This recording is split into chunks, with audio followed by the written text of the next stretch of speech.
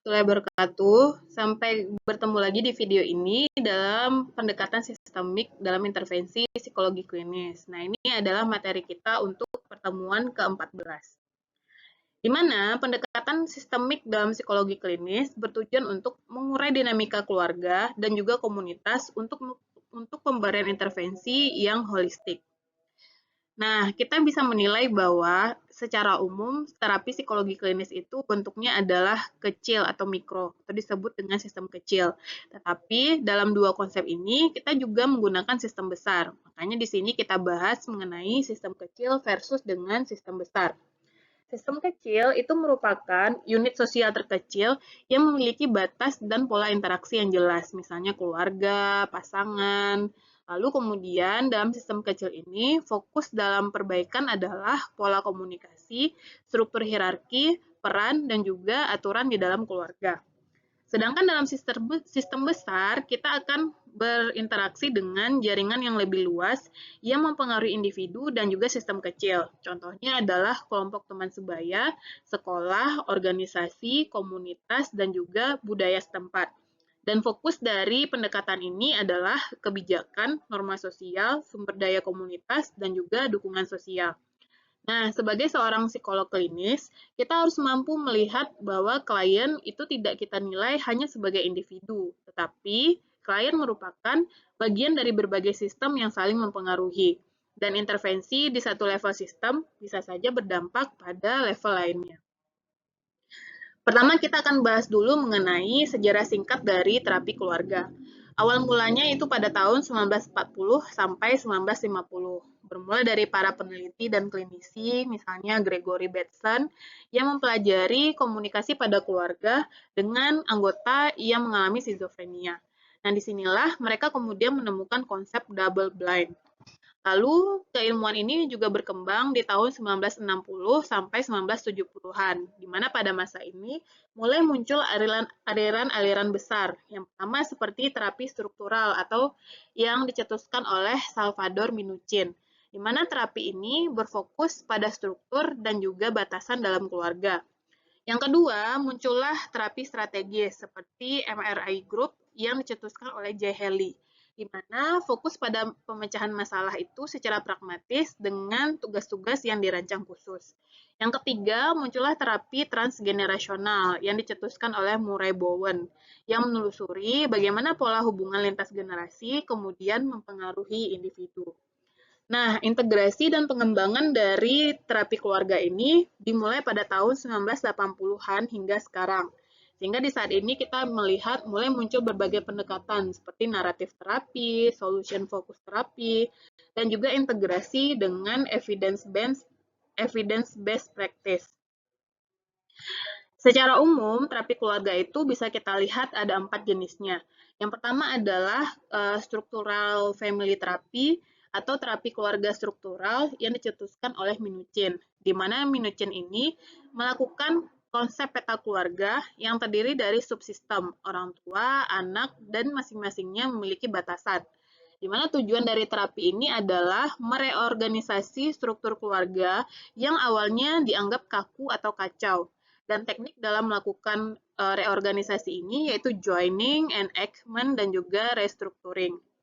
Yang kedua adalah Bowenian atau dikenal dengan istilah terapi keluarga Bowenian, di mana konsep dari terapi keluarga ini adalah diferensiasi diri, triangulasi, dan juga proses proyeksi keluarga.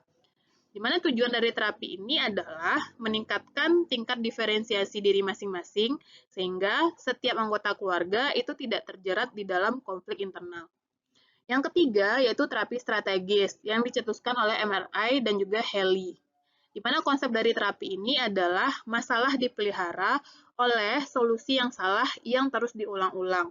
Maka tujuan dari terapi ini adalah memutus siklus perilaku yang dianggap maladaptif dengan cara melakukan tugas-tugas paradoks ataupun tugas direktif. Yang keempat adalah terapi naratif yang dicetuskan oleh Michael White, di mana konsep dari terapi ini adalah masalah itu merupakan cerita yang mendominasi di dalam hidup keluarga. Dan tujuan dari terapi ini yaitu memisahkan identitas keluarga dari masalahnya atau externalizing dan menciptakan cerita baru yang lebih positif. Lalu kemudian, kapan sebenarnya terapi keluarga itu diperlukan? Nah, ini kita membahas indikasi-indikasi terhadap kapan kita bisa melakukan terapi keluarga. Terapi keluarga diindikasikan ketika masalah hidup itu dipandang sebagai gejala dari disfungsi sistem sebuah keluarga. Misalnya, pada kasus gangguan pada anak ataupun remaja, yaitu pada gangguan perilaku, ADHD, gangguan makan atau anoreksia bulimia, fobia sekolah, dan juga penyalahgunaan nafsa. Atau pada konflik relasional, misalnya pada konflik pasangan yang berat, perselingkuhan, persiapan pernikahan, dan juga perceraian. Ataupun ketika keluarga itu mengalami transisi dan krisis keluarga. Bentuknya seperti kelahiran anak pertama, kematian anggota keluarga, adanya penyakit kronis, dan juga pemutusan hubungan kerja. Atau bisa saja karena gangguan psikiatri dewasa, di mana salah seorang anggota keluarga mengalami skizofrenia, depresi berat, gangguan kepribadian, dan di mana keluarga juga merupakan bagian dari sistem perawatan ataupun caregiver. Dan selanjutnya adalah masalah keterikatan, di mana seorang anggota keluarga sulit dalam membentuk keterikatan yang sehat, terutama antara orang tua dan juga anak. Lalu, kapan masanya ketika sebuah keluarga itu tidak direkomendasikan melakukan terapi keluarga? Yang pertama adalah adanya KDRT atau kekerasan dalam rumah tangga. Karena alasannya, terapi keluarga itu dapat membahayakan korban dan memberi kesan seolah-olah korban turut bertanggung jawab atas kekerasan yang dialami. Dan intervensi individual dan pelindungan korban itu adalah prioritas, bukan terapi keluarga. Yang kedua, ketika salah satu anggota menolak dan tidak bersedia terlibat di dalam terapi. Karena sebenarnya keberhasilan terapi itu bergantung pada partisipasi aktif. Jika satu pihak menolak, maka keseluruhan proses akan terhambat. Yang ketiga, masalah individu yang sangat spesifik. Misalnya, ada trauma pribadi yang mendalam yang membutuhkan penanganan individual terlebih dahulu, sebelum akhirnya itu dibawa ke dalam sesi keluarga. Selanjutnya, tidak ada motivasi untuk berubah. Jika keluarga itu datang ke terapi karena paksaan pengadilan, ataupun paksaan dari pihak lain tanpa kesadaran sendiri, maka proses terapi itu akan sulit untuk dilakukan. Dan yang terakhir, adanya kondisi psikotik akut, di mana pada fase akut ini, anggota yang mengalami psikosis mungkin perlu distabilkan terlebih dahulu dan diberikan terapi individual sebelum dapat berpartisipasi secara konstruktif di dalam terapi keluarga. Nah, sekarang kita nilai dari sebuah kasus. Misalnya, kasus keluarga Bapak A, Ibu B, dan Diva. Bapak A berusia 45 tahun, Ibu B berusia 42 tahun, dan Diva anak perempuannya berusia 16 tahun. Keluhan utamanya adalah Diva didiagnosis anoreksia nervosa oleh psikiater, di mana gejalanya berat badan Diva turun drastis, Diva memiliki pemikiran sangat takut gemuk, dan dia menarik diri dari pergaulan. Dan terapi individu yang diberikan pada Diva sudah berjalan 3 bulan, namun dalam proses yang stagnan. Nah, pertama kita melakukan asesmen sistemik awal, di mana kita akan melihat pola komunikasi di dalam keluarga ini. Bentuk komunikasinya adalah kaku dan penuh kritik, di mana Ibu B sering mengkritik penampilan tubuhnya sendiri dan juga anaknya. Dan Bapak A jarang di rumah karena bekerja, serta memiliki sifat yang cenderung menghindar ketika ada konflik yang terjadi. Kita kemudian juga menganalisis struktur keluarga, di mana di dalam keluarga ini kita melihat adanya hierarki yang kabur. Diva merasa harus sempurna seperti orang dewasa, tetapi di sisi lain dia juga diperlakukan seperti anak kecil. Lalu kemudian adanya aliansi, atau di kondisi ini, Ibu dan Diva terlibat dalam konflik yang intens, sementara Bapak A sebagai kepala keluarga justru berada di pinggir atau berada dalam kondisi peripheral father.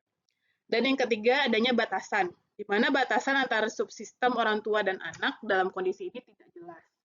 Dan kita juga melihat fungsi masalah, atau dalam hal ini analisis strategis, di mana masalah anoreksia Diva itu mengalihkan perhatian dari konflik pernikahan yang sebenarnya tidak terselesaikan antara Bapak A dan juga Ibu B. Kemudian kita akan melakukan analisis indikasi dan juga kontraindikasi untuk kasus ini. Indikasi kuatnya adalah anoreksia nervosa yang dialami Diva merupakan indikasi klasik untuk terapi keluarga, dan ini terbukti efektif dalam penelitian. Lalu yang kedua, masalah DIVA tampak terjalin dengan dinamika keluarga, terbentuk dari pola komunikasi, struktur, dan juga konflik orang tua. Dan terapi individu dirasa tidak cukup dalam menghasilkan perubahan. Di sisi lain, kontraindikasi sebenarnya tidak ada, karena tidak ada KDRT dan keluarga datang dengan motivasi, walaupun awalnya karena desakan dari psikiater. Nah, berdasarkan kondisi keluarga DIVA, beberapa rencana intervensi bisa kita lakukan yang berbasiskan dengan sistem. Dan pendekatan yang dipilih adalah integrasi antara terapi keluarga struktural dan model Maudsley, khusus untuk gangguan makan. Di mana fase pertama, kita melakukan restrukturisasi hierarki.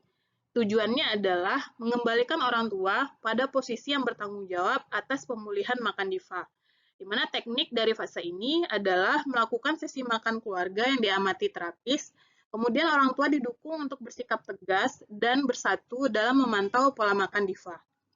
Di fase kedua, kita melakukan struktural atau menantang pola interaksi maladaptif, di mana tujuan dari fase ini adalah memperkuat subsistem pasangan, yaitu Bapak A dan Ibu B, dan kemudian menciptakan batasan yang sehat dengan DIVA.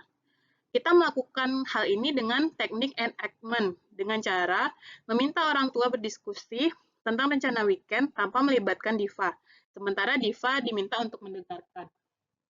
Lalu fase ketiga adalah fase terminasi dan juga pencegahan kampuhan, di mana tujuan dari fase ini adalah memantapkan perubahan struktur dan mempersiapkan keluarga dalam menghadapi transisi perkembangan, misalnya DIVA yang saat ini bersiap menuju fase perkuliahan. Nah, jenis terapi lainnya yang berkaitan dengan sistem besar dan sistem kecil adalah jenis terapi organisasi, komunitas, dan juga isu masyarakat.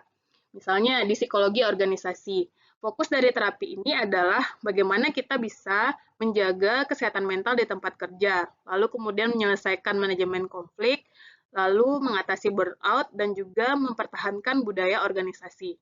Dan intervensi yang bisa dilakukan yaitu dalam bentuk IEP, konseling karyawan, training manajemen stres, team building, dan juga konsultasi perubahan organisasi. Bentuk yang kedua adalah psikologi komunitas, di mana fokus dari terapi ini adalah bagaimana kita bisa memberdayakan komunitas, kemudian memberikan peningkatan dalam dukungan sosial, dan juga mencegah masalah psikososial. Nah, bentuk dari intervensi ini melakukan program pencegahan bunuh diri di tingkat komunitas, kemudian mendirikan support group untuk orang tua anak berkebutuhan khusus, ataupun melakukan kampanye anti-bullying di sekolah. Yang ketiga adalah isu masyarakat atau advokasi dan kebijakan, di mana fokus dari hal ini adalah mengatasi masalah sosial yang berdampak pada kesehatan mental dari populasi, dan intervensinya dilakukan seperti advokasi untuk undang-undang kesehatan mental, kampanye dalam mengurangi stigma gangguan jiwa, dan juga melakukan program trauma healing pasca bencana alam.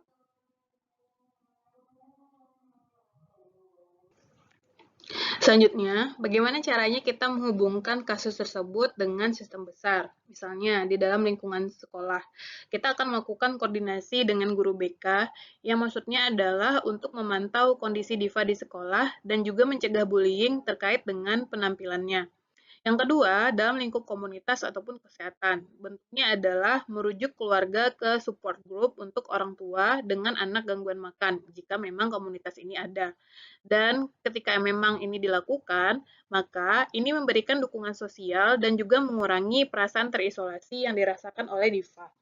Lalu dalam lingkup masyarakat, kita bisa melakukan edukasi melalui seminar parenting di komunitas terkait dengan pola asuh dan juga deteksi dini gangguan makan sebagai bentuk dalam pencegahan primer. Nah, kesimpulan dari materi ini adalah kita mengetahui bahwa pendekatan sistemik itu memberikan lensa yang powerful untuk memahami masalah klinis, dimulai dari level keluarga hingga komunitas.